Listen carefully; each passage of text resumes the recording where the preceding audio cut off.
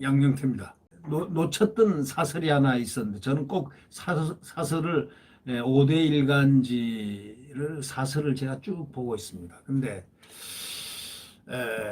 제가 꼭 해야 될 4대 그 사설 하나를 여러분들에게 한번 소개를 하고 싶습니다. 지난 6일자 그 문화일보에 나섰던 사설인데요. 문화일보의 사설입니다. 이준석의 분탕 정치 대선 직전에 재발 안 된다는 보장이 있나? 이런 제목의 글입니다. 너무 잘 쓴 글입니다. 그것을 한번 읽으면서 같이 함께 공유를 하겠습니다. 온갖 추태 끝에 국민의힘 내분이 지난 6일 날 다시 한번 봉합이라는 이름으로 됐습니다. 윤석열 후보하고 이준석이가 포옹하고 원팀 또 선언하고, 그래서 이준석이가 운전하는 차량으로 순직 소방관 빈소도 찾고, 또 그 뒤에는 또 권영세 선대본부장, 거기다 이 김기현 원내대표, 이 김기현 원내대표가 묘한 묘수를 잘 부리는 사람입니다. 이 사람이 이준석 패거리라고 여기 항상 화합을 시키고 울산도 화합시켜놓고, 그럼 책임을 져야죠. 울산을 화합을 시키면 그 다음에 잘못하면 그 패거리의 한 사람인 이준석을 제어 통제를 시켰어야죠. 그것도 못 시키는 그 사람이 하고 같이 네 사람이서 순직 소방관 빈소를 찾았다는 겁니다. 한 달 전에 울산 만찬 쇼, 그것도 주도한 게 바로 이 원내대표 아닙니까? 여기하고 또 이준석과 관계가 깨끗이 정리된 것도 아닌데, 그럼 깨끗이 정리를 시켜야 되는 건데 누가요? 김기현 대표가요.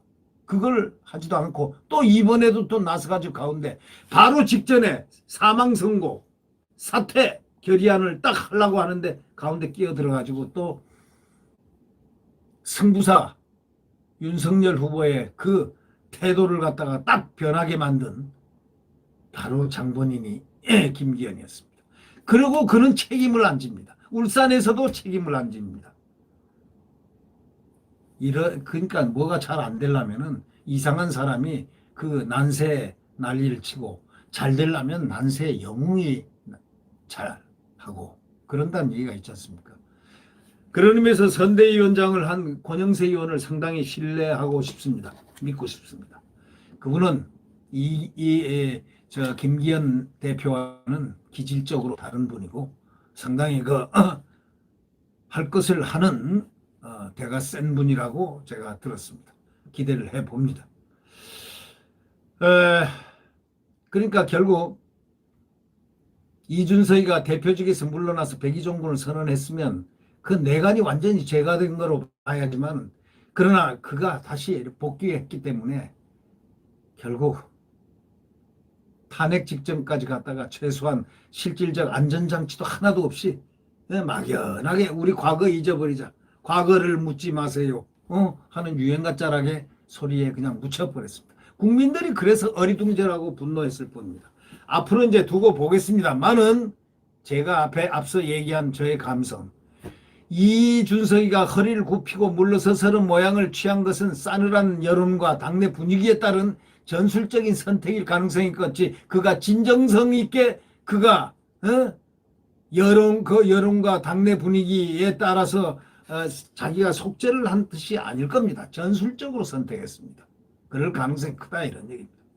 그러니까 의원총회에서 사퇴기한이 채택되면 정치적 사망 선고 받는 거나 다름이 없기 때문에 반성과 사과 신용을 한 겁니다. 잘못했습니다. 세 번째 하면은 내가 사퇴하겠습니다. 이런 식으로 말입니다. 야당 내용에는 여러 원인이 있지만 툭 하면 내부 문제를 바깥으로 끌어들입니다.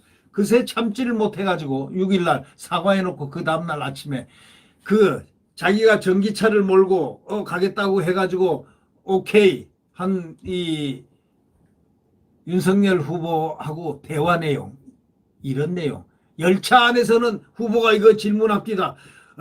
열차 안에서 인사는 어떻게 하느냐 라고 이렇게 저한테 물었습니다. 그래서 제가 이렇게 이런 소리를 아침에 10시간도 지나지 않아서 사과 신용을 하고 난 다음에 10시간도 지나지 않아서 방송에 나가가지고 또 시부랑거렸습니다. 그래서 저는 그것을 이렇게 보면서 야, 이 큰일 났구나. 1월 중에 지금 여러 가지 일이 있는데 예를 들면 국회 공천 문제 이건 다 당연히 당무권을 갖고 있는 후보가 해야 됩니다. 후보의 권한을 또 찝쭉찝쭉하고 걸쭉걸쭉하게 하지 않을까, 트집을 잡지 않을까. 이런 몇 가지이기 때문에 이 1월 중에 이자가 또 간여를 하려고 달려들고 그 이상한 짓을 하지 않을까 생각합니다. 자, 뭔가 큰 문제가 생길 것 같다. 툭 하면 내부 문제를 갖다가 외부로 가져가는 분탕 정치 행태, 이걸 어떻게 해야 되느냐. 586 세대의 정치 카르텔을 깰 세대 혁명을 기대했던 국민, 또 청년 시대의 아이콘이다 하고 막 그냥 언론이 띄우고 있습니다. 그래가지고 딱 보니까 이거는 완전히 아이콘 고사가 개콘도 안 됐습니다. 정치 카르텔을 깰 세대 혁명 천만에요. 그게 아니고 적군과의 동침을 즐겨 했습니다. 인사 90도 하고 아군에게 인사를 뻣뻣하게 하고 후보에게는 딱 이렇게 독사처럼 머리를 세우고 악수를 하고 이런 망아지 같은 행동을 서슴지 않았습니다. 송영길 대표 만나서는 90도, 다 여권에는 90도. 이런 사람이 바로 이준석이었습니다. 그래서 결국은 정권 교체에 기여할 것으로 희망했던 보수에게 완전한 실망을 주고 그를 키웠던 언론들, 중추 언론들이 이제 그를 비판하기에 이르렀습니다. 참 언론들 참 부당하게 불필요하게 많이 띄우더군요. 이 왜 저러나 봤습니다. 봤더니 그들도 속았겠죠. 분란의 재발 여지도 여전합니다. 안철수 국민의당 후보와 단일화가 대두될 경우에 이준석이가 방해를 놓을 겁니다. 근데 이준석이가 방해를 놔야 될 이유가 하나도 없죠. 이번에 단일화를 안 하면 진대니까요. 완전히 정권교체는 물 건너가는 거니까. 그러나 기존 형태를 볼 때는 이게 걸림돌입니다. 벌써부터 단일화 안 한다고 했지 않습니까? 지가 안 한다 한다를 자기가 판단합니까? 후보가 판단한 후보의 고유 권한을 또 넘나들기 시작했습니다. 6월 지방선거 문제도 있습니다. 지금 대선 직전에 내용이 만약에 발생하면은 야권엔 재앙입니다. 그때 국민을 어리둥절하게 하는 게 아니고 국민을 아주 긴장케 할 것입니다. 제일 찬스 기회였는데 포용과 그런 리더십의 그런 내용성을 앞에 세우고 받아들였습니다.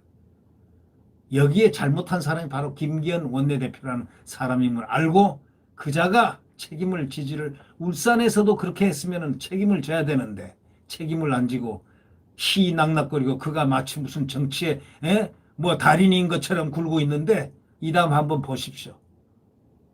그 내용성들이 알려지면은 김기현 원내대표 과연 잘 될까요?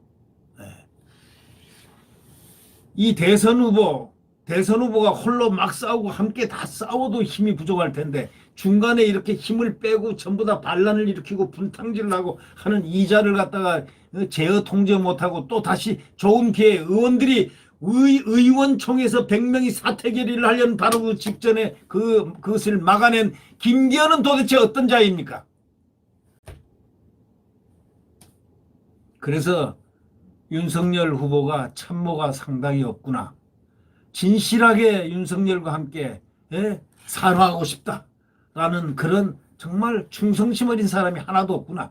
원래 대통령 선거에는 충성심이 있어야 됩니다. 그 개인에 대한 이 사람의 목표, 이게 큰 목표가 정권교체라면 정권교체에 대한 충성심이 이 사람을 통하여 있으니까 사람에 충성하는 게 아니고 이 정권교체에 충성하는 이 사람을 보호해야 된다는 어떤 충성심, 아주 특유한 나라를 사랑하는 마음, 그런 마음이 있어야 되지 않겠습니까? 지금 윤석열 지지율이 밑으로 내려간 이유가 뭐겠습니까? 누구 때문이겠습니까? 바로 이준석 때문입니다. 결국 이렇게 나갑니다. 6월 지방선거 문제도 있고 대선 직전에 만약에 내용이 발생하면 야권에게는 재앙이고 여권에게는 축복이 될 것이다. 이렇게 매듭짓는 그 사설자의 이야기에 그 속에는 분노가 서려 있었습니다. 사설자의 분노. 문화일보 사설 아주 멋들어진 사설이었습니다. 구독 버튼과 엄지를 눌러주시면 감사하겠습니다. 안녕히 계십시오.